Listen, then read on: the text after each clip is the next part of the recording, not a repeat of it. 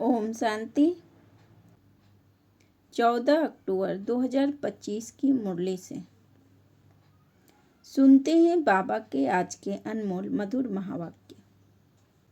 मीठे बच्चे, यह पुरुषोत्तम संगम युग कल्याणकारी युग है। इसमें ही परिवर्तन होता है। तुम कनिष्ठ से उत्तम पुरुष बनते हो।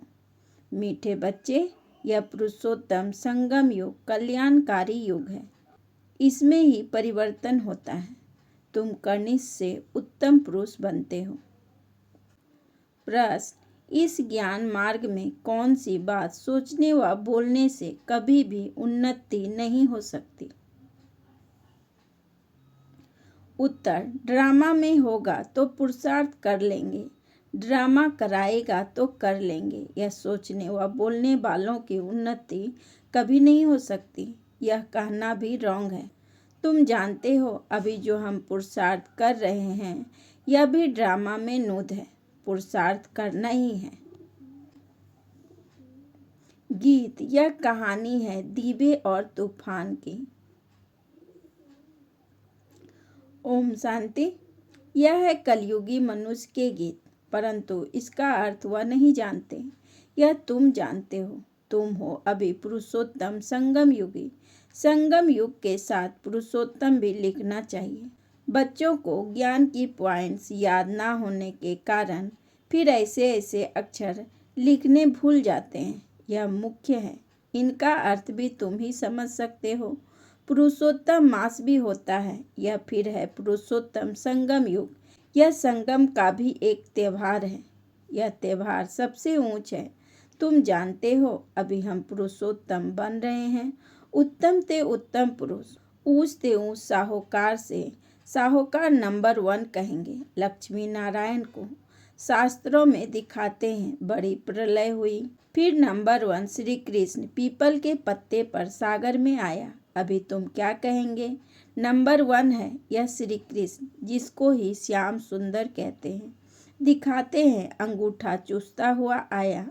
बच्चे तो गर्भ में ही रहता है तो पहले पहले ज्ञान सागर से निकला हुआ उत्तम ते उत्तम पुरुष श्री कृष्ण है।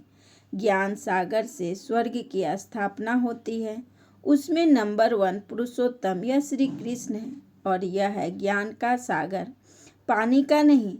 प्रलय भी होती नहीं। कई बच्चे नए नए आते हैं तो बाप को फिर पुरानी पॉइंट्स रिपीट करनी पड़ती है। सतयुग, त्रेता, द्वापर, कलयुग, यह 4 युग तो है। 5वां फिर है पुरुषोत्तम संगम युग। इस युग में मनुष्य चेंज होते हैं, कनिष्ठ से सर्वोत्तम बनते हैं। जैसे शिव बाबा को भी पुरुषोत्तम व सर्वोत्तम कहते हैं ना, वह है ही परमात्मा। फिर पुरुषों में उत्तम है यह लक्ष्मी नारायण। इन्हों को ऐसा किसने बनाया, यह तुम बच्चे ही जानते हो। बच्चों को भी समझ में आया है। इस समय हम पुरुषार्थ करते हैं ऐसा बनने के लिए। पुरुषार्थ कोई बड़ा नहीं है, मोस्ट सिंपल। सीखने वाले भी हैं अबलाएं कुब्जाएं, जो कुछ भी पढ़ी लिखी नहीं है, उन्हों के लिए कितना सहज समझाया जाता है। देखो, अहमदाबाद में एक साधु था, कहता था हम कुछ खाते पीते नहीं हैं। अच्छा, कोई सारी आयु खाता पीता नहीं, फिर क्या? प्राप्ति तो कुछ नहीं है ना। झाड़ को भी खाना तो मिलता है ना। खाद पानी आदि नेचुरल उनको मिलता है, जिससे झाड़ वृद्धि को पाता है। उसने भी कोई रिद्धि सिद्धि पाई होगी। ऐसे बहुत हैं जो आग से पानी से चले जाते हैं। इनसे भला फायदा क्या? तुम्हारा तो इस समय राजयोग से जन्म जन्मांतर का फायदा है। तुमको जन्म जन्मांतर के लिए दुखी से सुखी बनाते हैं। बाप कहते हैं, बच्चे, ड्रामा अनुसार हम तुमको गुहा बातें सुनाता हूँ। जैसे बाबा ने समझाया है, शिव और शंकर को मिलाया क्यों है? शंकर का तो इस सृष्टि में पार्ट ही नहीं है। शिव का, ब्रह्मा का, विष्णु का पार्ट है। ब्रह्मा और विष्णु का ऑलराउंडर पार्ट है। शिव बाबा का भी इस समय पार्ट है, जो आकर ज्ञान देते हैं, फिर निर्वाण धाम में चले जाते हैं। बच्चों को जायदाद देकर खुद वानप्रस्थ में चले जाते हैं। वानप्रस्थी बनना अर्थात गुरु द्वारा वाणी से परे जाने का पुरुषार्थ करना। परंतु वापिस तो कोई जा नहीं सकते, क्योंकि विकारी भ्रष्टाचारी हैं। विकार से जन्म तो सबका होता है। यह लक्ष्मी नारायण निर्विकारी है, उन्हों का विकार से जन्म नहीं होता, इसलिए श्रेष्ठाचारी कहलाए जाते हैं। कुमारियां भी निर्विकारी है, इसलिए उनके आगे माथा टेकते हैं। तो बाबा ने समझाया है कि यहाँ शंकर का कोई पाठ नहीं है। बाकी प्रजापिता ब्रह्मा तो जरूर प्रजा का पिता हुआ ना। शिव बाबा को तो आत्माओं का पिता कहेंगे, वह है अविनाशी पिता। यह गुहा बातें अच्छी रीति धारण करनी है। जो बड़े बड़े फिलोसफर होते हैं उनको बहुत टाइटल मिलते हैं। श्री श्री 108 की टाइटल भी विद्वानों को मिलते हैं। बनारस के कॉलेज से पास कर टाइटल ले आते हैं। बाबा ने गुप्ता जी को इसलिए बनारस भेजा था कि उन्हों को जाकर समझाओ कि बाप का भी टाइटल अपने ऊपर रख बैठे हो। बाप को श्री श्री 108 जगत गुरु कहा जाता है। माला ही 108 की होती है।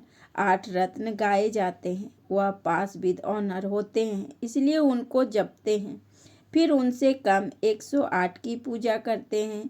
यज्ञ जप रचते हैं तो कोई 1000 शालिग्राम बनाते हैं, कोई 10,000, कोई 50,000, कोई लाख भी बनाते हैं। मिट्टी के बनाकर फिर यज्ञ रचते हैं। जैसा जैसा सेठ अच्छे ते अच्छा बड़ा सेठ होगा तो लाख बनाएंगे। बाप ने समझाया है, माला तो बड़ी है ना, 16,108 की माला बनाते हैं। यह तुम बच्चों को बाप बैठ समझाते हैं। तुम सभी भारत की सेवा कर रहे हो बाप के साथ। बाप की पूजा होती है तो बच्चों की भी पूजा होनी चाहिए। यह नहीं जानते कि रुद्र पूजा क्यों होती है। बच्चे तो सब शिव बाबा के हैं। इस समय सृष्टि की कितनी आदमशुमारी है, इसमें सब आत्माएं शिव बाबा के बच्चे ठहरे ना, परंतु मददगार सब नहीं होते। इस समय तुम जितना याद करते हो उतना ऊंच बनते हो, पूजन लायक बनते हो। ऐसे और कोई की ताकत नहीं जो यह बात समझाए। इसीलिए कह देते हैं, ईश्वर का अंत कोई नहीं जानते, बाप ही आकर समझाते हैं। बाप को ज्ञान का सागर कहा जाता है तो जरूर ज्ञान देंगे ना। प्रेरणा की तो बात होती नहीं। भगवान कोई प्रेरणा से समझाते हैं क्या? तुम जानते हो उनके पास सृष्टि के आदि मध्य अंत का ज्ञान है, वह फिर तुम बच्चों को सुनाते हैं। यह तो निश्चय है। निश्चय होते हुए भी फिर भी बाप को भूल जाते हैं। बाप की याद यह है पढ़ाई का तंत्र। याद की यात्रा से कर्मातीत अवस्था को पाने में मेहनत लगती है। इसमें ही माया के विघ्न आते हैं, पढ़ाई में इतने विघ्न नहीं आते। अब शंकर के लिए कहते हैं, शंकर आँख खोलते हैं तो विनाश होता है। यह कहना भी ठीक नहीं है। बाप कहते हैं ना मैं विनाश कराता हूँ, ना वह करते हैं, यह रॉन्ग है। देवताएं थोड़े ही पाप करेंगे। अब शिव बाबा बैठ यह बातें समझाते हैं। आत्मा का यह शरीर है रथ, हर एक आत्मा की अपने रथ पर सवारी है। बाप कहते हैं मैं इसका लोन लेता हूँ, इसलिए मेरा दिव्य अलौकिक जन्म कहा जाता है। अभी तुम्हारी बुद्धि में 84 का चक्र है, जानते हो। अभी हम घर जाते हैं, फिर स्वर्ग में आएंगे। बाबा बहुत सहज करके समझाते हैं, इसमें हार्ट फेल नहीं होना। कहते हैं बाबा हम पढ़े लिखे नहीं हैं, मुख से कुछ निकलता नहीं, परंतु ऐसा तो होता नहीं। मुख तो जरूर चलता ही है। खाना खाते हो, मुख चलता है ना, वाणी ना निकले यह तो हो नहीं सकता। बाबा ने बहुत सिंपल समझाया है। कोई मौन में रहते हैं तो भी ऊपर में इशारा देते हैं कि उनको याद करो। दुख हरता सुख करता वह एक ही दाता है। भक्ति मार्ग में भी दाता है तो इस समय भी दाता है। फिर वानप्रस्थ में तो है ही शांति। बच्चे भी शांति धाम में रहते हैं। पाठ नुधा हुआ है जो एक्ट में आता है। अभी हमारा पाठ है विश्व को नया बनाना। उनका नाम बड़ा अच्छा है, हेविनली गॉड फादर। बाप रचयिता है स्वर्ग का। बाप नर्क थोड़े ही रचेंगे, पुरानी दुनिया को रचते हैं क्या? मकान हमेशा नया बनाया जाता है। शिव बाबा नई दुनिया रचते हैं। ब्रह्मा द्वारा इनको पाठ मिला हुआ है। यहाँ पुरानी दुनिया में जो भी मनुष्य हैं सब एक दो को दुख देते रहते हैं। तुम जानते हो हम हैं शिव बाबा की संतान। फिर शरीरधारी प्रजापिता ब्रह्मा के बच्चे हो गए, एडाप्टेड। हमको ज्ञान सुनाने वाला है शिव बाबा रचयिता, जो अपनी रचना के आदि मध्य अंत का ज्ञान सुनाते हैं। तुम्हारी एम ऑब्जेक्ट ही है यह बनना। मनुष्य देखो कितना खर्चा कर मार्बल आदि की मूर्तियां बनाते हैं। यह है ईश्वरीय विश्वविद्यालय, वर्ल्ड यूनिवर्सिटी। सारी यूनिवर्सिटी को चेंज किया जाता है। उन्हों के जो भी करेक्टर्स हैं सब आसुरी हैं, आदि मध्य अंत दुख देने वाले हैं। यह है ईश्वरीय यूनिवर्सिटी। ईश्वरीय विश्वविद्यालय एक ही होता है जो ईश्वर आकर खोलते हैं, जिससे सारी विश्व का कल्याण हो जाता है। तुम बच्चों को अब राइट और रॉन्ग की समझ मिली है, और कोई मनुष्य नहीं जो समझता हो। राइट रॉन्ग को समझाने वाला एक ही राइटियस होता है, जिसको तुट कहते हैं। बाप ही आकर हर एक को राइटियस बनाते हैं। राइटियस बनेंगे तो फिर मुक्ति में जाकर जीवन मुक्ति में आएंगे। ड्रामा को भी तुम बच्चे जान, आदि से लेकर अंत तक पाठ बजाने नंबरवार आते हो। यह खेल चलता ही रहता है, ड्रामा शूट होता जाता है। यह एवर न्यू है। यह ड्रामा कभी पुराना नहीं होता, और सब नाटक आदि विनाश हो जाते हैं। यह बेहद का अविनाशी ड्रामा है। इसमें सब अविनाशी पाठधारी है। अविनाशी खेल व मांडवा देखो कितना बड़ा है। बाप आकर पुरानी सृष्टि को फिर नया बनाते हैं। वह सब तुमको साक्षात्कार होगा। जितना नज़दीक आएंगे फिर तुमको खुशी होगी। साक्षात्कार करेंगे, कहेंगे अब पाठ पूरा हुआ। ड्रामा को फिर रिपीट करना है। फिर नए सिर पाठ बजाएंगे जो कल्प पहले बजाया है। इसमें जरा भी फर्क नहीं हो सकता। इसलिए जितना हो सके तुम बच्चों को उच्च पद पाना चाहिए। पुरुषार्थ करना है, मूझना नहीं है। ड्रामा को जो करना होगा वह कराएगा, यह कहना भी रॉन्ग है। हमको तो पुरुषार्थ करना ही है।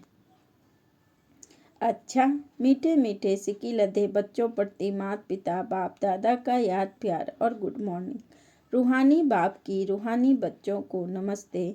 हम रूहानी बच्चों की रूहानी बाप दादा को पदम गुना नमस्ते नमस्ते नमस्ते।